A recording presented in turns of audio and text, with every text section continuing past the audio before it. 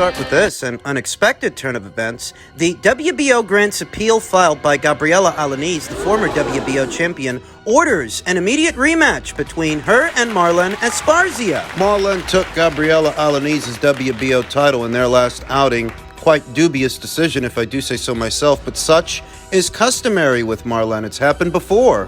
Gabriela couldn't get a fair shake with the assigned judges in her unification match against Marlen Esparza. She had greater success with the sanctioning body whose title she previously held. The WBO voted in favor of an appeal filed by Alaniz, who sought an immediate rematch versus Houston's Esparza. After their controversially scored July 8th unification bout, Esparza scored an unpopular majority decision in their 10-round DAZN-aired lineal WBC, WBA, and WBO flyweight championship bout from AT&T Center in San Antonio, Texas. I knew that Gabriela had filed an appeal with the WBO, but being honest with you, I didn't think she was going to get anywhere. I thought it was just a formality. Seen Marlen Esparza win these kinds of dubious decisions before with Zamora Silva, then WBC champion, Naoko Fujioka of Japan, then WBA champion, and more recently, Gabriela Alaniz. So it all seemed like par for the course when it comes to Marlen. You can't let it go to the cards with her. They're not going to give you a fair shake. The scorecard of Javier Alvarez, 99-91, was widely and rightly criticized in a fight where many viewers felt Alaniz deserved the nod, or at least a closer margin. Judge Nelson Lopez scored at 97-93 in favor of Esparza, while Judge Lisa Giampa scored at 95-95 even, a draw. Alaniz's team, headed by promoter Georgina Rivero, immediately submitted a formal written complaint to the WBO on the basis that the scores had the impression of favoring the local fighter, Esparza. The referee allowed multiple and constant headbutts and elbows from Esparza. Esparza was warned on more than 6 occasions, but no actions were taken against the latter, and the later rounds were clearly rounds in favor of Alaniz, but scored in favor of Esparza. You figure that if they had to warn her 6 times, she should have at least been deducted a point. Deducted 1 point after 2 warnings, and deducted 1 more after 2 more warnings. With those point deductions, perhaps the decision would have swung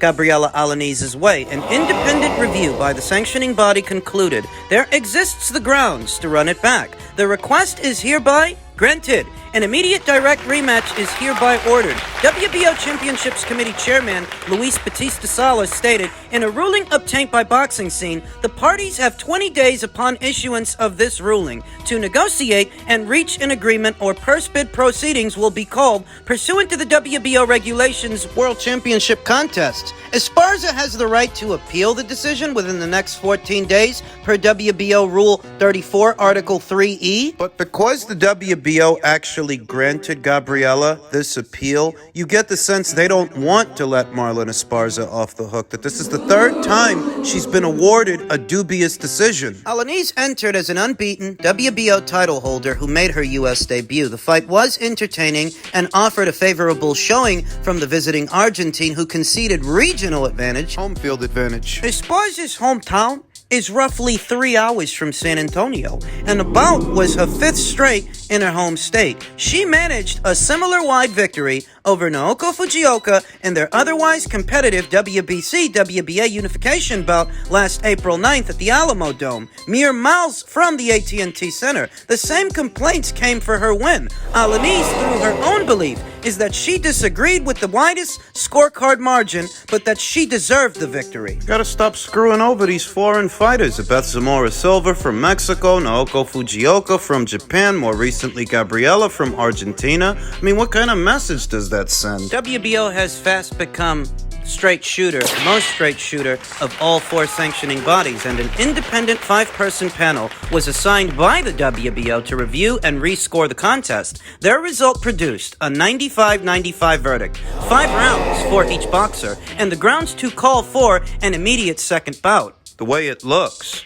if Marlen Esparza does not comply with this ruling, the WBO title may be forfeit and go back to its original owner, Gabriela Alaniz. That's how it looks. The fight between them don't happen? A rematch? The title that Marlen just won? it will be forfeit. Though in addition to the available appeal process, Esparza also has the less desirable option to vacate her WBO title without fear. Without fear of losing her other belts, the other two alphabet titles, the WBC and the WBA, in a second bout with Gabriela Alaniz. You figure that scheduling conflicts, the availability of fight dates, or Golden Boy, maybe they don't want to have to finance a rematch. Marlen hoped to face IBF titleist Aurelie Musigno, the only other champion at the weight, for the undisputed crown, but she's currently under orders to take on unbeaten up-and-comer Gabriela Fundoria, the younger sister of Sebastian Fundora, the towering Inferno. I like what the WBO's doing here, to be honest. I mean, I'm cynical. I was cynical in my prediction. I picked Marlen Esparza on the premise that unless she gets knocked out, she's going to get the decision by hook or by crook. She'll win. And she did, so to speak, that the WBO is choosing to intervene and not allow Marlen to make off like a bandit the way she did with those first two titles. I like it. I respect it. And now, we'll see where this goes.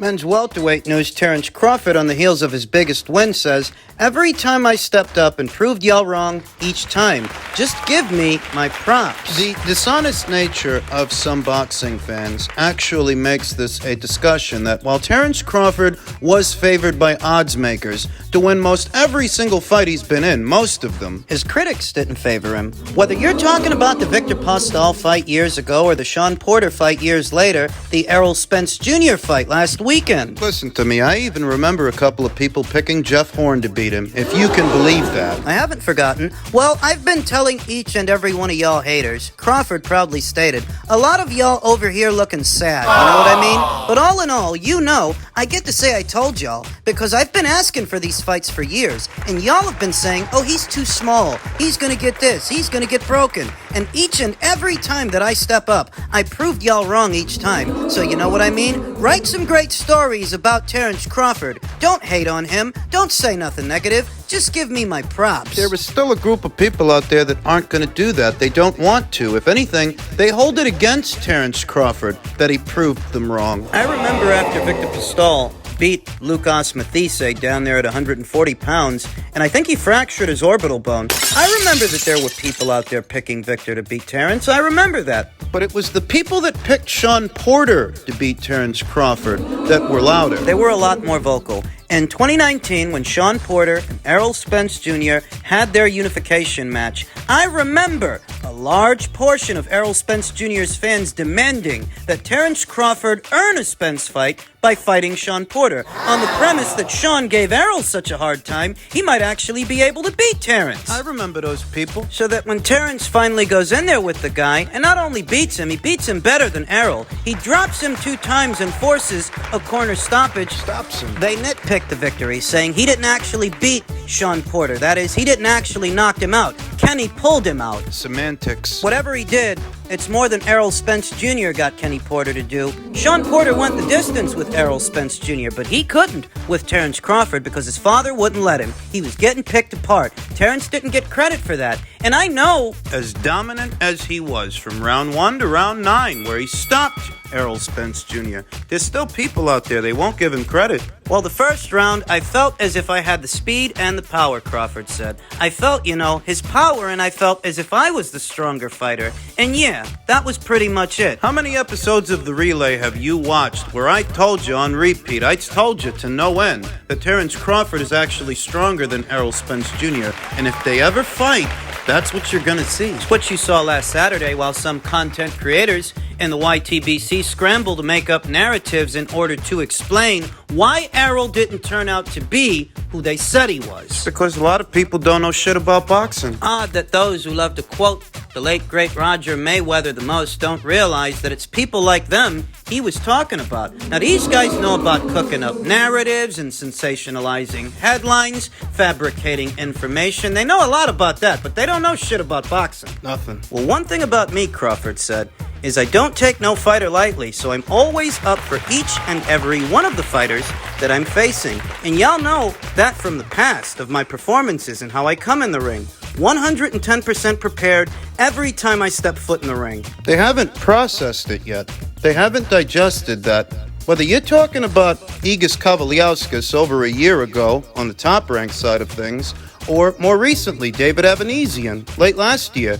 Those fighters, they did better against Terrence Crawford than Errol Spence Jr. did. Haven't processed that yet. Those fighters that they so easily dismissed and wrote off the same way they wrote off Terrence Crawford and put Errol Spence Jr. on a pedestal. Errol, who by the second round was in big trouble. Oh, they'll tell you he was weight drained. They'll tell you that he overworked himself in camp, or maybe he's got neurological damage. They'll tell you all kinds of cool stuff after the fact, the Monday morning quarterbacks of the YTBC. But going into the fight, you weren't talking about that stuff. So you don't get to use it as a crutch now. That he doesn't deserve an Errol Spence Jr. fight. That he doesn't even deserve the fight. Do you realize that Teofimo Lopez had almost 1 million more people watching him than Bud did? God dog. True, they got slick mouths. They got real slick mouths, bro. Hey, said Bill Cam ain't effing with Bud no more. He went down with double cotton. Oh, man, he ain't got no double cotton now. Nah, bro. That is single ply. Bud went single ply toilet paper.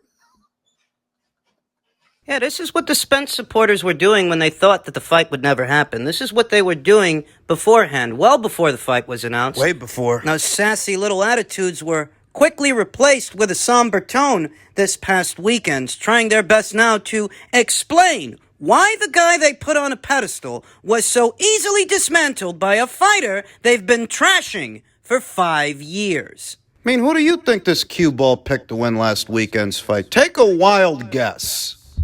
Now, I'm also going to tell you, but I'm not going to tell you, that there are other things that I have heard that affected Errol and made him have to run hills to lose weight, where he normally would have been doing other things to lose weight, which might not have required that much exertion or allowed him to do the exertion, use that exertion in a different capacity. Now, why do I say this?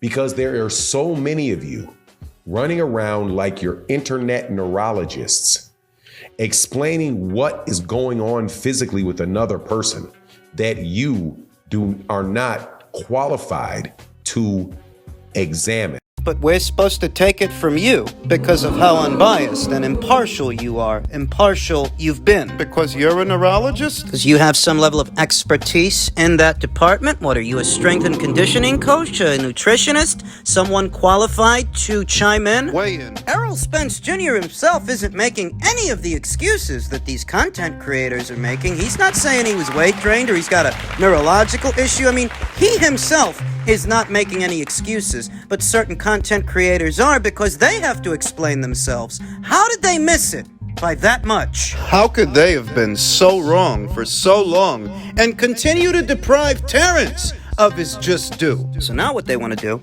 is come up with excuses for Errol not living up to their expectations, the expectations that they set, while simultaneously putting Jaron Boots Ennis on the same pedestal they put Errol. The next hype train has left the station. Let's see if Jaron Ennis turns out to be who they're saying he is, because we know that Errol didn't. Same cue ball. This same guy is now advocating for Boots to get his title shot. The same guy that was telling you not that long ago that a two-time lineal, two-time Ring Magazine, former undisputed, current reigning, 3-division champion, did not deserve a fight with Spence. You're telling me that Boots deserves a fight with him? The man who beat Spence. Shut the fuck up already. Give it a rest. You know what you're gonna do? You know what's gonna happen? You're gonna end up jinxing that guy. You're gonna end up jinxing Boots, like you jinxed Wilder and Stephen Fulton, more recently Errol Spence Jr. You're gonna end up jinxing Boots. You guys are a fucking jinx. Why don't you let the guy prove himself before you crown him king shit and manufacture the next boogeyman? See how that worked out the last time for you. Excuse makers, there is no shortage of them. Now, Terrence Crawford himself, Crawford says he doesn't expect to fight above 154. There are weight classes for a reason. That Terrence would go up to junior middleweight after this fight, I told you that ahead of time. I told you that they both would, the winner and the loser of the fight. But as far as moving up beyond 154, not so fast, says Crawford, who started his career off as a lightweight and is fast approaching 36 years of age. I wouldn't say 154 is my highest weight class realistically, Crawford told Peter Rosenberg and George Ebro on Hot 97. Them boys get big up there. Them boys get big up there, and I'm not a person that toots my own horn too loud to be able to say, oh, I could beat the world. I understand that there are weight classes for a reason, and I respect the weight classes. Yeah, I think 154 will be my max. Given the age, I'm about to be 36 old in September, gotta take that into consideration as well. 36 years old. Terrence Crawford isn't leading anybody on with promises. Potential talks of a Gervonta Davis fight some months ago. Gervonta said he would move up to 147 and stop Terrence in 6 rounds. Terrence dispelled all of that. It's not likely that Gervonta is going to move up from 135 up to 147. Not for Terrence anyway. Maybe some ham and egg guy like he did with Mario Barrios at 140. And Terrence himself, he has no plans to campaign above 154, pursue a fight with the likes of a Canelo. He dispelled all of that. His good buddy Shakur Stevenson says that he actually likes Terrence's chances in a Canelo Alvarez fight, but Terrence himself, he has no plans of campaigning above 154. He has set his sights on Jermell Charlo, and the problem is that Jermell is not likely to return to the men's junior middleweight division, but that doesn't mean that there aren't other opportunities up there for Terrence Crawford. Perhaps a fight with the likes of Brian Mendoza for what could be a newly vacated WBC title or a newly vacated WBO title with Tim Tszyu. How many times have I mentioned that in passing? Hard to say that Terrence is on the eve of ramping up another undisputed run at 154. That could take a while, and he's not getting any younger. But at minimum, I like his chances to become a 4-division champion. Do I think he can pick up at least 1 or 2 alphabet titles at junior middleweight? I think he can. I think he still has enough left in the tank, enough boxing acumen, size, and power that he could become a 4-division champion and cap off his career that way. Many fighters have already retired, having accomplished less, far less, than Terrence Crawford. If Errol don't activate the rematch, then I would be happy to see Terrence Crawford get out one more time. Get out there as a junior middle, win a belt, and call it a career. Leave on your terms.